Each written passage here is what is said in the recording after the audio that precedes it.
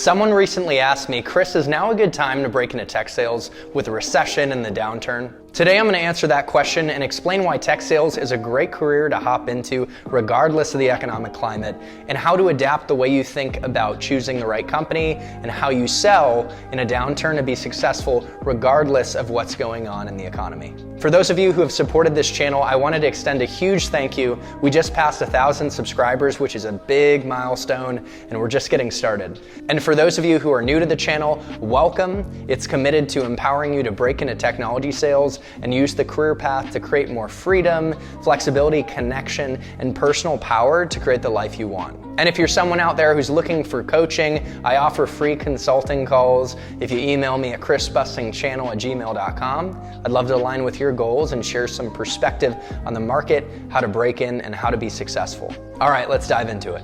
When downturns come, it's important to not give in to fear, but stay rational and to think long term. History tends to repeat itself in a cyclical fashion, and downturns come and they go, booms come and they go, and it's important to continue to think with a long-term perspective.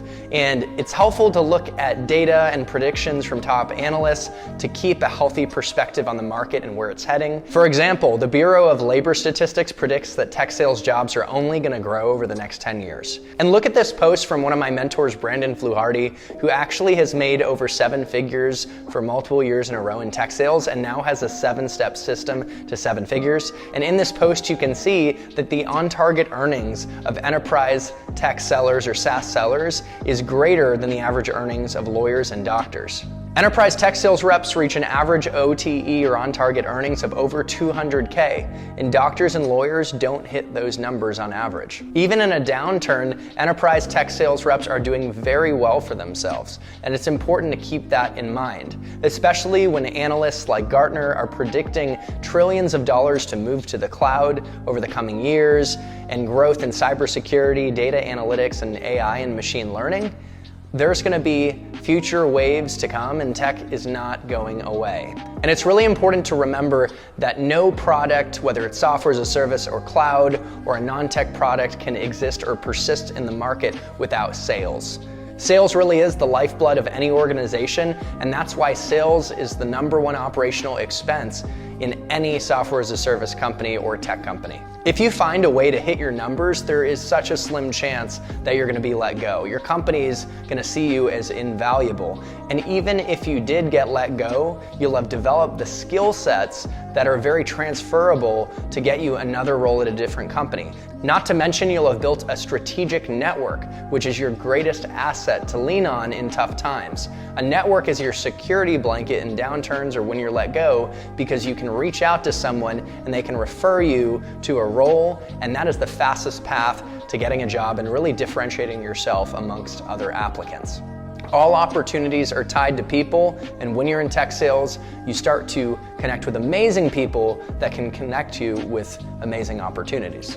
Not to mention, if you tried tech sales and it didn't work out, you would be able to use those new skills and new connections to be more effective in any other career path that you want to pursue, even if you want to go back to what you were doing previously. One thing that's really important to consider is that when you're applying to tech sales companies in a downturn, you have to be mindful of whether the product or software as a service solution or cloud solution you're applying to is a necessity or a convenience. Software as a service companies that save money, reduce time, drive top-line revenue, and increase operational efficiency and productivity are going to continue to do well even in tough economic times. The companies that won't do as well are the ones that are nice to haves and they're not solving core business challenges. Companies just don't have excess budget lying around in a downturn. In fact, the budget strings are tightly pulled shut, and companies are really looking to save money and be as efficient with their capital as possible. Focus on finding great software as a service and cloud companies that are impacting supply chain or logistics or cybersecurity, because these are areas that are going to be critical to business operations and that enterprises are going to care about regardless of the economic climate, because they impact the day-to-day. Of course, you also want to look on tools like Crunchbase to assess the financial health of a company, especially if they're a startup. Did they get a Series A or B or C round funding, which means they probably have a product market fit and they're really scaling at this point and they're doing well overall. Have they received meaty funding rounds of 10 to 20 to 30 million? And did they recently receive a funding round, which means they have a lot of cash in the bank? For example, my company is very lucky to have recently received a 200 million Series D round of funding. So we're set, we have cash to burn, to even hire people. And just because it's a downturn doesn't mean that our business and revenue is going to be dipping as well. If you truly want to hedge your bets and assess whether a company is worth applying to in the SaaS and cloud space in a downturn, reach out on LinkedIn and network and have calls with account executives to understand whether they're hitting their quota and how the overall sales organization is performing, what's the morale with the recent shifts in the economic climate, and you can get a sense on whether you are going to be able to identify a toxic culture that you're avoiding or a company that's struggling that you can avoid, or whether you've actually found yourself a great company to target that's actually thriving even in the toughest of times. Look at the pandemic and how it introduced the need to shift to remote work, and Zoom boomed. They took off because they met that need to enable remote work and remote virtual meetings. Imagine being a salesperson at Zoom in the pandemic. It must have been raining money. That was a good place to be. Now, of course, many other companies were struggling, bleeding cash and going out of business, and it does in general get tougher to sell in a downturn.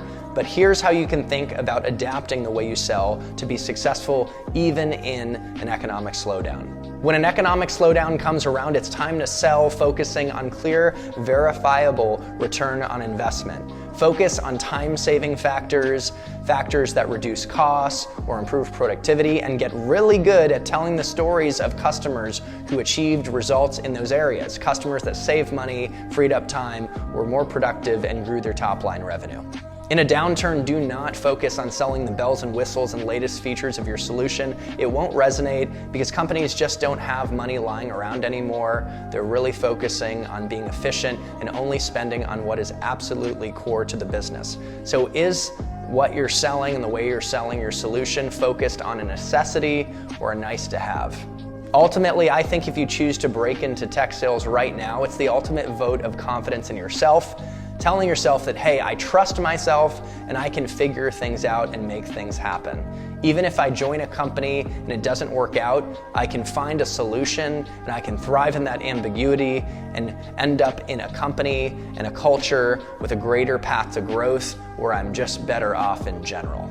The best sales reps are truly confident, they trust themselves, and they develop that type of character where they can thrive in any situation. I encourage you to embrace challenges, dive in, take risks, and become that person. That said, if you need help on that journey, shoot me an email at chrisbussingchannel@gmail.com, and I'm happy to have a conversation with you to help you think about how to pick the right company to try and break into and how to approach that process.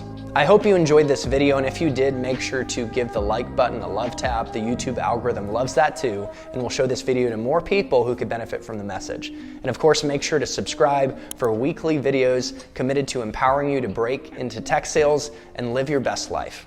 Happy selling and happy living. I'll see you in the next one.